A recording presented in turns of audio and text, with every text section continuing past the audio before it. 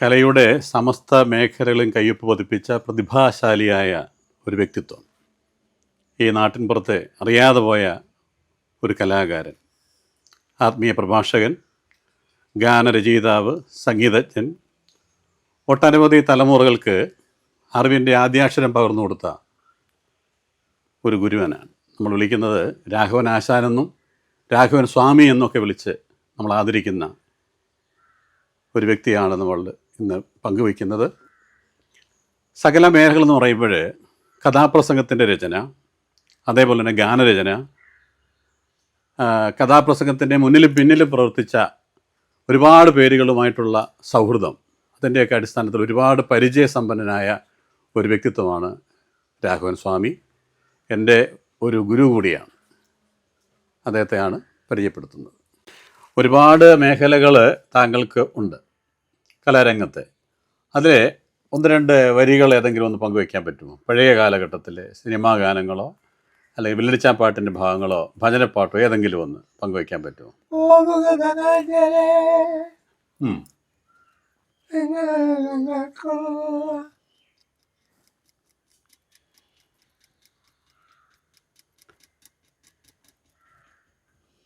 ഈ ജീവിത നൗകയിലെ ഒരു ഗാനമുണ്ടല്ലോ, തിക്കുറിശിക്ക് അഭിനയിച്ച സിനിമ, അതിലെ ആനത്തലയോളം വെണ്ണ തരാമട എന്നുള്ള പാട്ട് താങ്കൾ ഏറെ ഇഷ്ടപ്പെടുന്നതല്ലേ? രണ്ടുപേരി രണ്ടുപേരി ഒന്ന് പാടാം ഈ ഒരു അവസരത്തിൽ. പാടിത്തരാം. ആനത്തലയോളം വെണ്ണ തരാമട.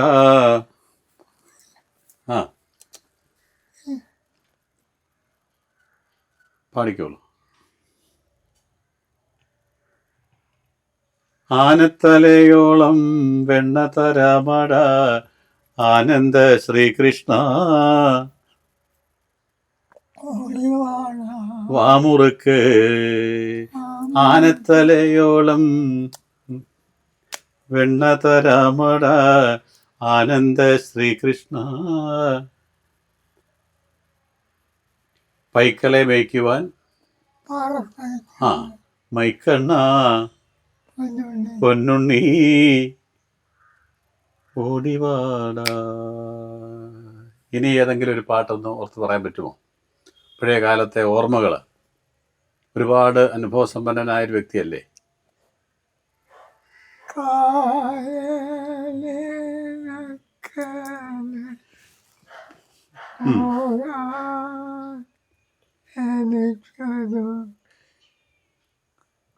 കളിവള്ളം KPS നാടകഗാനമാണ്. ഒരുപാട് ശിഷ്യസമ്പത്തുള്ള രാഘവനാശാന് അദ്ദേഹത്തിൻ്റെ ആദ്യ കാലഘട്ടത്തിലെ ഒരു ശിഷ്യനെ പരിചയപ്പെടുത്തുകയാണ്. അദ്ദേഹം കഥാപ്രസംഗ രംഗത്ത് ഏറെ ശ്രദ്ധേയനായി കലോത്സവ വേദികളിലെ ജഡ്ജസായി ഒക്കെ ശോഭിക്കുന്ന ശ്രീ ചന്ദ്രദാസ് അദ്ദേഹത്തിൻ്റെ അരുമ ശിഷ്യനാണ്. അദ്ദേഹത്തിൻ്റെ പരിചയപ്പെടുത്തുകയാണ്. ഞാൻ കാർത്തികൻ മാവേലിക്കര ചന്ദ്രദാസ് എന്നറിയപ്പെടുന്നു.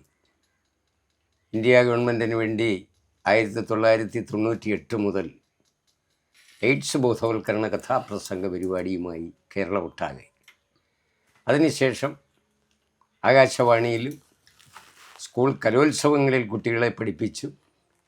പല കലോത്സവങ്ങളിൽ, സംസ്ഥാന കലോത്സവങ്ങളിൽ പല സ്കൂളുകളിലെ കുട്ടികൾക്കും A ഗ്രേഡ് 1ാം സ്ഥാനം ആ കുട്ടികൾക്ക് കരസ്ഥമാക്കത്തക്ക രീതിയിൽ ആനുകാലിക സംഭവങ്ങളെ കഥാപ്രസംഗമാക്കിയാണ് പഠിപ്പിക്കുന്നത്. പിന്നെ ഉത്സവ പറമ്പുകളിൽ കഥാപ്രസംഗം അവതരിപ്പിക്കുന്നു. 2010 മുതൽ ആഗോളതാപനത്തിനെതിരെ ആദ്യമായി വിരൽ ചൂണ്ടിക്കൊണ്ട് ആകാശവാണിയിൽ കഥാപ്രസംഗ പരിപാടി അവതരിപ്പിച്ചു. അതുമുതൽ ഇന്നുവരെയും, 2010 മുതൽ ഇന്നുവരെയും ആകാശവാണിയിൽ എല്ലാ വർഷവും കഥാപ്രസംഗം അവതരിപ്പിക്കുന്നു. ഇതിനൊക്കെ എന്നെ പ്രാപ്തനാക്കിയ എൻ്റെ ആദരണീയനായ ഗുരുനാഥനാണ് കലാക്ഷേത്രം രാഘവൻ എന്നാണ് അദ്ദേഹം അറിയപ്പെടുന്നത്. കലാക്ഷേത്രം എന്ന് പറയുമ്പോൾ വെറുതെ നമ്മളൊരു കലാക്ഷേത്രം എന്ന് പേരിടുകയല്ല. ഇതൊരു കലയുടെ ക്ഷേത്രം തന്നെയാണ്. എൻ്റെ ചെറുപ്പകാലത്ത് അദ്ദേഹം എഴുതിയ പുരാണ ഇതിഹാസങ്ങളിൽ ഏറ്റവും പ്രാധാന്യമുള്ള രാമായണ കഥ ആസ്പദമാക്കി രാമായണം കൊത്തിയ വള എന്നൊരു വിൽപ്പാട്ട് അദ്ദേഹം എഴുതി പലരെയും പഠിപ്പിച്ചു. അത് അനേകം വേദികളിൽ അവതരിപ്പിച്ചു. അന്ന് ഞാൻ വളരെ കുട്ടിയാണ്. എൻ്റെ അച്ഛനായിരുന്നു അന്ന് വില്ലടിക്കുന്നത്. പിന്നെ എൻ്റെ ചിറ്റപ്പന്മാർ പലരും അതിൽ കഥാപാത്രങ്ങളായിരുന്നു. അത് വളരെ വിജയം കണ്ടു.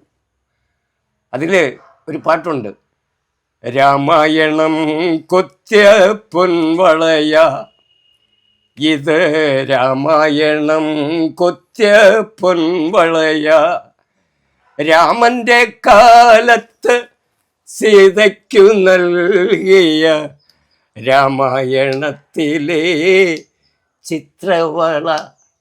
അങ്ങനെയുള്ള ഒരു പാട്ട് അതിനകത്ത് വളരെയേറെ പ്രാധാന്യം ചെയ്തിരുന്നു. പക്ഷേ കുട്ടിയായിരുന്നപ്പോഴും കേട്ടത് ഇന്നും എൻ്റെ മനസ്സിലത് നിധി പോലെ അത് ഒളിഞ്ഞു കിടക്കുകയാണ്. ഞാനത് സൂക്ഷിച്ചു വച്ചിരിക്കുകയാണ്. അതിനുശേഷം ക്രിസ്തീയ ഒരു കഥ, അത് വിലക്കപ്പെട്ട കനി, അങ്ങനെയായിരുന്നു ആ കഥയുടെ പേര്. അതും നൂറുകണക്കിന് വേദികളിൽ, നമ്മുടെ ഈ താലൂക്ക് വിട്ടു അന്യ സ്ഥലങ്ങളിലൊക്കെ ആ പരിപാടികൾ പല വേദികളിലും അവതരിപ്പിച്ചു. വിലക്കപ്പെട്ട കനി. അതിലൊരു ചെറിയ പാട്ട് എൻ്റെ ഓർമ്മയിലുണ്ട്, ഒരു 4 വരി. ആദം ആദം ആ കനി തിന്നരുതേ, ആ കനി മാത്രം തിന്നരുതേ, ആ കനി നിങ്ങൾ തിന്നു പോയാൽ പാപികളായി തീരും, നിങ്ങൾ പാപികളായി തീരും. ആദം ആദം ആ കനി തിന്നരുതേ. ആ വിലക്കപ്പെട്ട കനി എന്ന വിൽപ്പാട്ടിലെ ആ 2 വരികളാണ് ഞാനിപ്പോൾ ഇവിടെ ഉദ്ധരിച്ചത്.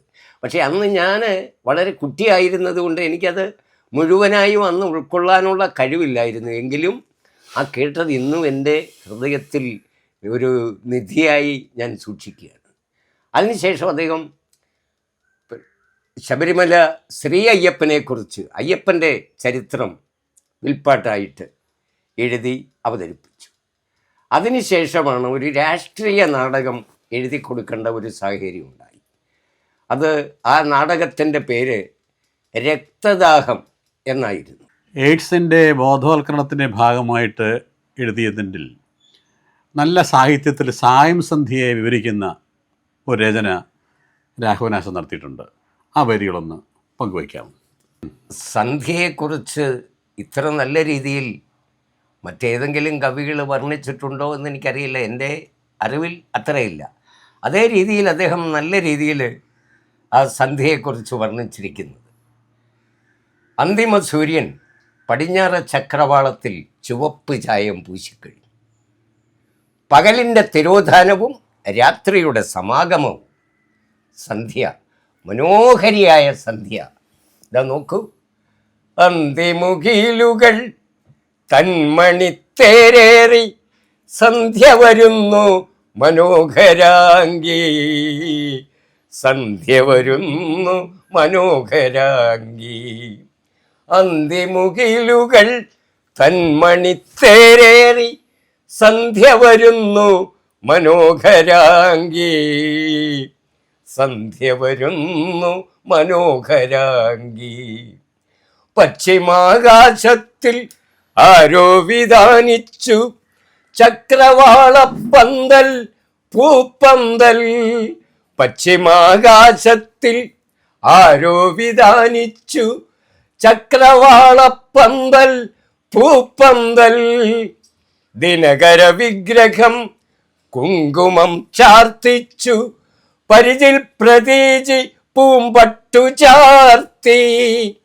ദിനകര വിഗ്രഹം കുങ്കുമം ചാർത്തിച്ചു പരിചിൽ പ്രതീജി പൂമ്പട്ടു ചാർത്തി സന്ധ്യാഗമത്തിൻ്റെ സന്ദേശവും പേരി സന്ധ്യാഗമത്തിൻ്റെ സന്ദേശവും പേരി പറവകൾ പാടി പറന്നുപോയി, പറവകൾ പാടി പറന്നുപോയി. അന്തിമുകിലുകൾ തന്മണിത്തേരേറി സന്ധ്യ വരുന്നു മനോഹരാംഗി, സന്ധ്യ വരുന്നു മനോഹരാംഗി. രാഘവനാശാൻ്റെ ഏറ്റവും മാസ്റ്റർ പീസ് ആയിട്ടുള്ള വരിയായിട്ടാണ് എനിക്ക് തോന്നിയത്. ഒരു സായം സന്ധ്യയുടെ സൗന്ദര്യമെല്ലാം ആ രചനയ്ക്കുള്ളിൽ ഒതുക്കി ഒരുക്കിയാണ് അദ്ദേഹം എഴുതിയതും അതിന് സംഗീതം കൊടുത്തിരിക്കുന്നതും. അതുകൊണ്ടാണ് ആ പാട്ടിനെ നമ്മൾ ഏറെ ചേർത്ത് പിടിക്കുന്നത്, അല്ലേ? പിന്നെ സാറേ, അതിൽ ആ കഥയിൽ തന്നെ ആ കഥയിലെ നായകൻ, ഈ എയ്ഡ്സ് ബോധവൽക്കരണ കഥാപ്രസംഗത്തിലെ കഥയിലെ നായകൻ ഒരു പ്രൈമറി സ്കൂൾ അധ്യാപകനാണ്. കുട്ടികൾക്ക് അറിവ് പകർന്നു കൊടുക്കേണ്ട ആൾ തന്നെ ആ മദ്യത്തിന് അടിപ്പെട്ടു പോയ അയാളിൻ്റെ കഥയാണ്. അദ്ദേഹം ഒരു കടൽ തീരത്ത് പോയി നിന്ന് മനസ്സിൻ്റെ ആ ദുഃഖങ്ങൾ അകറ്റാൻ വേണ്ടി നിൽക്കുമ്പോൾ അദ്ദേഹത്തിൻ്റെ മാനസമോഹിനിയെക്കുറിച്ച് പാടുന്നു. മാനസമോഹിനി നയനാഭിരാമി വാസര സന്ധ്യാദേവി, മാനസമോഹിനി നയനാഭിരാമി വാസര സന്ധ്യാദേവി, കരളിൽ കിനാവിൻ്റെ മണിവീണ മീട്ടിയ മാദക സൗന്ദര്യ റാണി,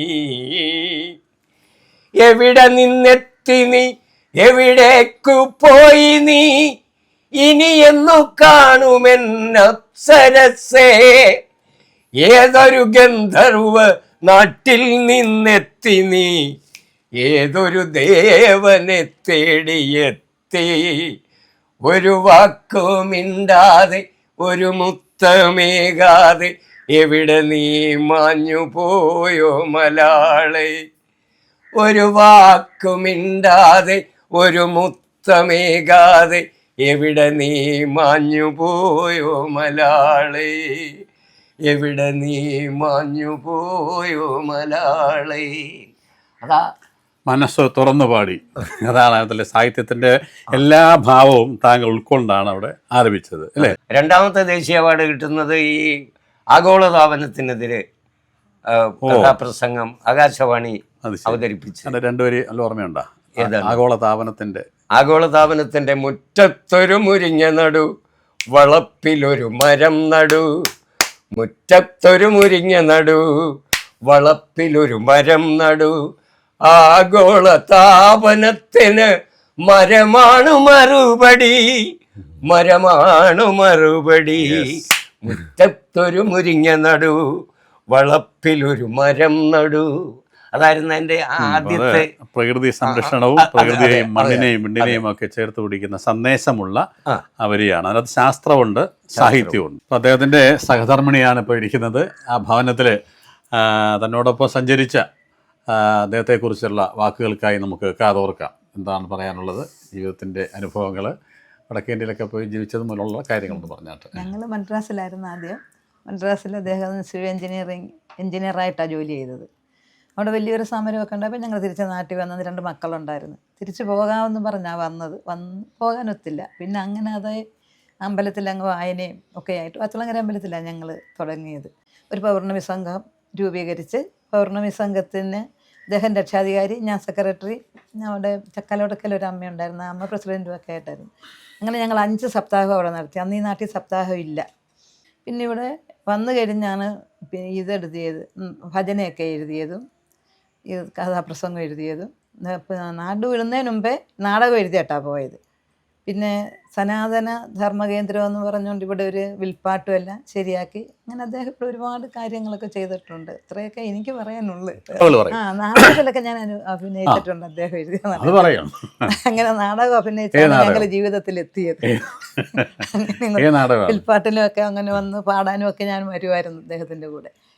അത് അന്ന് മതിലുകൾ ഇടിയുന്നു അങ്ങനെ ഒരു നാടകത്തിലാണ് ഞാൻ അതല്ലേ, അത് ശരി. അഭിനയിച്ചത്. അന്നേരം ഡാൻസും പാട്ടും ഒക്കെ ഉണ്ടായിരുന്നു. നമ്മൾ ഈ ഡാൻസും പാട്ടും ഒക്കെ കൊണ്ട് ഇങ്ങനെ ഞങ്ങൾ രണ്ടുപേരും കൂടെ എത്തി ഇവിടെ കലാകുടുംബമായി ജീവിക്കുന്നു. ഇങ്ങനെ ജീവിക്കും. ഞങ്ങൾക്ക് 2 മക്കൾ. അതോടെ മൂത്ത മോള് അംഗൻവാടി ടീച്ചറായിട്ട് ജോലി ചെയ്യുന്നു. ഇളയ മോളിവിടെ കുമാരനാശാൻ സെൻട്രൽ സ്കൂളിൽ ജോലി ചെയ്യുന്നു. മൂത്ത മോളുടെ പേര് ശ്രീദേവി രാഘവൻ, ഇളയ മോളുടെ പേര് ശ്രീകല രാഘവൻ. അവൾ കുമാരനാശാൻ സെൻട്രൽ സ്കൂളിൽ വർക്ക് ചെയ്യുന്നു. മൂത്ത മോക്ക് ഒരു മോന്, അവിടെ ഭർത്താവ് അബുദാബി ജോലി ചെയ്യുന്നു. കുഞ്ഞ് BCom പാസ്സായി, ഇത് ലോജിസ്റ്റിക് പാസ്സായിട്ട് ടാലിയെല്ലാം പഠിച്ച് അങ്ങനെ ജോലിയുടെ ആവശ്യത്തിനായിട്ട് നിൽക്കുന്നു. ഇളയ മോക്കും ഒരു മോന്, അവൻ നമ്മുടെ SN സെൻട്രൽ സ്കൂളിൽ +2 പഠിക്കുന്നു. അങ്ങനെ പോകുന്നു ഞങ്ങൾ. ഇപ്പോൾ കഴിഞ്ഞ 10-40 വർഷമായി നേരത്തെ പറഞ്ഞ കലാരംഗത്ത് സമസ്ത മേഖലകളിലും ആ വാക്ക് തന്നെ ഉപയോഗിക്കാം, അങ്ങനെ ശോഭിച്ചിരുന്ന ഒരു വ്യക്തിത്വമാണ് രാഘവൻ സ്വാമി. അദ്ദേഹത്തിന് വേണ്ടതുപോലെയുള്ള ഒരു പക്ഷേ അങ്ങനെ ഒരു ഇത് പറയാൻ പറ്റുമോ, അംഗീകാരങ്ങളോ തിരിച്ചറിവോ ഒക്കെ കിട്ടിയിട്ടുണ്ടോ അതിനെക്കുറിച്ച്? അതെ, അദ്ദേഹം അങ്ങനെ പ്രശസ്തി ആഗ്രഹിക്കുന്ന ഒരു വ്യക്തി അല്ലായിരുന്നു. അതുകൊണ്ട് അങ്ങനെ അദ്ദേഹത്തിനൊന്നും കിട്ടിയിട്ടില്ല. ഈ എഴുതിയ പാട്ടൊക്കെ ഇങ്ങനെ വെച്ചിരുന്നു. ഇവരെ പോലുള്ള ചന്ദ്രദാസൊക്കെ വരുമ്പോഴാവുന്ന എടുത്തു കൊടുക്കുന്നതും ഒക്കെ അല്ലാതെ ആരും അങ്ങനെ അദ്ദേഹത്തിന്റെ ഒരു ക്ഷേത്രത്തിന്റെ യുവജന സമിതിക്കാർ മാത്രം വന്ന് നമ്മുടെ ക്ഷേത്രത്തിന്റെ പുരോഗതിക്ക് വേണ്ടി പ്രയത്നിച്ച രാഘവനാശൻ എന്നും പറഞ്ഞ് അവരൊരു ഇത് ക്യാഷ് അവാർഡും മൊമെന്റോയും ഉണ്ടായിരുന്നു. പൊന്നാടയൊക്കെ അണിയിച്ച് പുരോഗമന കലാസമിതിക്കാര് എല്ലാവരും കൂടെ ഇതുപോലെ ഇദ്ദേഹമാണ് കൊണ്ടുവന്നത്. എല്ലാവരും അങ്ങനെ അത് ചെയ്തിട്ടുണ്ട്. അല്ലാതെ ഒന്നും പിന്നെ അദ്ദേഹത്തിന് അങ്ങനെ ആരും ഒന്നും ചെയ്തതായിട്ട് ഒരിതില്ല, ആദരിച്ചിട്ടുമില്ല അങ്ങനെ വലുതായിട്ട്. അറിയപ്പെടേണ്ട ഒരാളെ ആന്നേലും അങ്ങനെ അറിയപ്പെട്ടിട്ടില്ല. അതാരും അങ്ങനെ ചെയ്തിട്ടില്ല അങ്ങനെ ഇതുവരെ.